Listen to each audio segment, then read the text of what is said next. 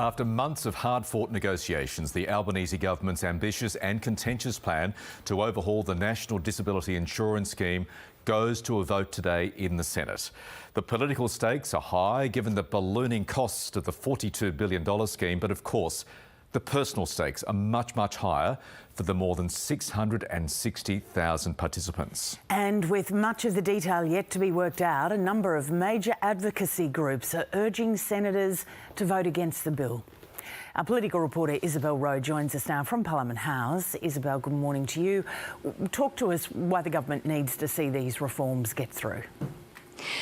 Well, the NDIS is essentially a huge cost, and the government says that it's growing at an unsustainable rate. And so these reforms that it wants to put through the parliament will reduce, or aim to reduce, the cost of the NDIS by $14 billion over 4 years. Now, these reforms are trying to change a bit about the way the system works. One of the major things will be that participants need to do an NDIS assessment. So that is something that will look at their needs as a whole and the budget, rather than just getting a medical diagnosis, which is what has been done previously.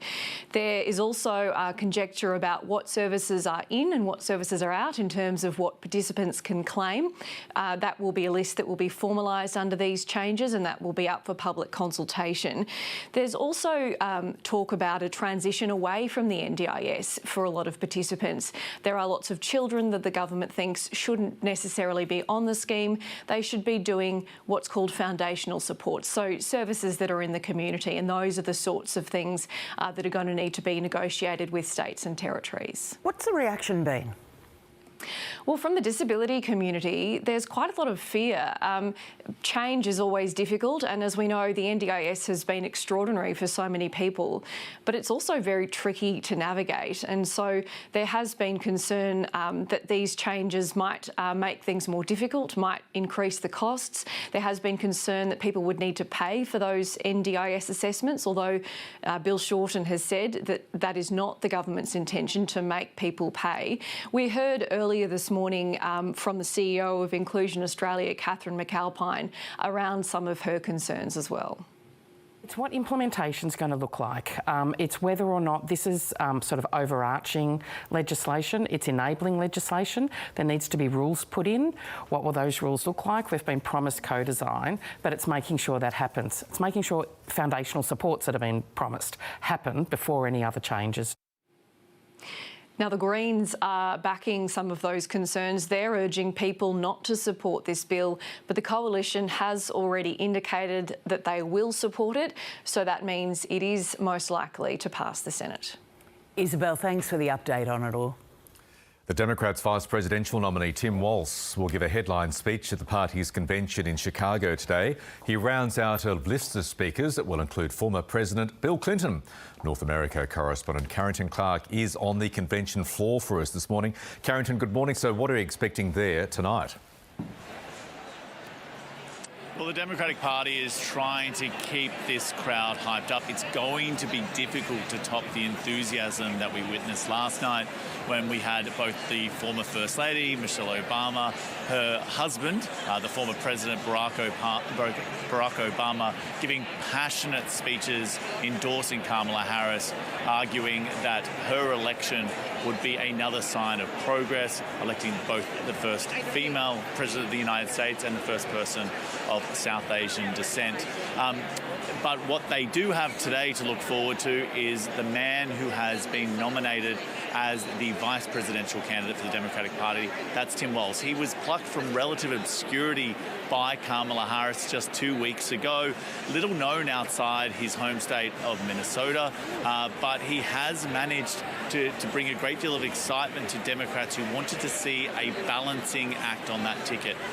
He's being energetically endorsed, marketed as a kind of daggy, dad, folksy former teacher, former coach of football, who will hopefully appeal to particularly white working class men who might not be as enamoured with Kamala Harris. Before him, we'll see another former president taking centre stage. That is Bill Clinton, often seen as one of the best political communicators in American history.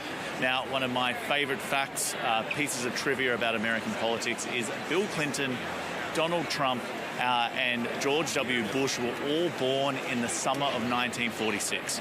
So whereas Bill Clinton was elected in his mid-40s, had left office by his mid-50s, here we have Donald Trump attempting to get his second term at the age of 78. Unfortunately for Bill Clinton, who seems to relish any chance of campaigning, that two-term limit on the presidency means that he can't get the top job, but he'll be doing his very best to see Kamala Harris inherit the role that he had all those years ago. Yes, very interesting fact indeed. Thank you. Carrington now. Meanwhile, Donald Trump is holding his first outdoor rally since the attempt on his life. Yeah, so since that near assassination of the former president, there have been ongoing conversations between the Trump campaign and the Secret Service, which was heavily criticised for the fact that someone came so close to taking the life of a former president. The Secret Service didn't want Donald Trump to continue to hold these outdoor rallies, which is such a trademark of his campaigning style. They seem to have come to this compromise, which involves a ballistic glass being put up around the former president when he's speaking. Although at one point today, Donald Trump did move outside that protective perimeter after a member of the crowd fainted, and then he had to, when he moved towards them, you saw him surrounded by this large security detail. Donald Trump himself referenced the fact that his advisors want him to stay on message on what they see as the strengths politically for them in this campaign. And that's things like inflation, the broader economy, and immigration.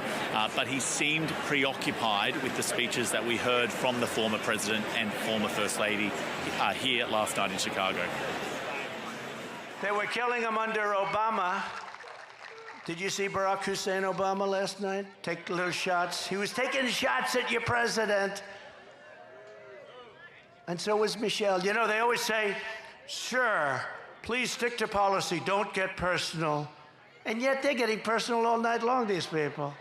Do I still have to stick to policy? Sir, you must stick to policy. You'll win it on the border. You'll win it with inflation. Donald Trump's next campaign stop will be in Arizona. He'll be heading to the border again to highlight the issue of immigration.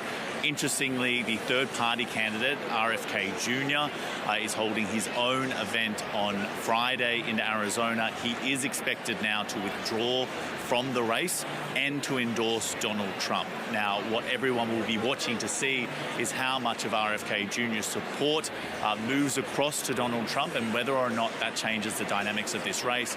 Kamala Harris has all the momentum at this point, but that will be one to closely watch. And just a little hint of what we've got coming up later this evening. A little earlier, we did see a sound check from Stevie Wonder, and there are now rumours that it will be Pink who will be introducing Kamala Harris tomorrow, will be performing before Kamala Harris is introduced tomorrow. Given that she is one of Australia's favourite artists, I think a lot of people will be tuning in to watch that. Yes, well, thanks for the heads up. Carrington Clark there in Chicago. Divers searching the wreck of a super yacht that sank off the coast of Sicily earlier this week have found 5 bodies. 15 people were rescued after the yacht went down in a storm. 1 body was recovered earlier this week, and the search is continuing for 1 person who remains missing. The head of Queensland's police union, Ian Levers, will take up the new role of cross-border commissioner for the state. Gundawindi Mayor Lawrence Springborg says the announcement is timely, with police investigating break-ins and car thefts across the border town. Mr Levers will visit Gundawindi next week once he steps down as the Police Association president. Meanwhile, new laws granting police extra stop and search powers are expected to pass Queensland Parliament today. Known as Jack's Law, the legislation will allow officers to stop and search people without a warrant in safe night precincts, public transport stations and on public transport. The law is named after Jack Beasley, who was fatally stabbed on the Gold Coast in 2019. The former head of the Launceston General Hospital, Dr Peter Renshaw, has denied all allegations he improperly signed off on death certificates. An independent review in June found there were 29 deaths between 2020 and 2022 that should have been reported and investigated by the coroner, but were not. 2 nurses used parliamentary privilege to accuse Dr Renshaw of falsifying death certificates. A family of 6 have been saved from a house fire north of Melbourne by a quick-thinking neighbour. A fire broke out at a property in Reservoir just after 3 this morning. The neighbour banged on the windows of the burning home to alert the family, who all escaped safely. And scientists working on India's lunar mission say they have evidence an ocean of liquid molten rock once covered the moon's south pole. They believe that after the moon formed 4.5 billion years ago, it cooled down and a lighter mineral floated to the surface as molten rock.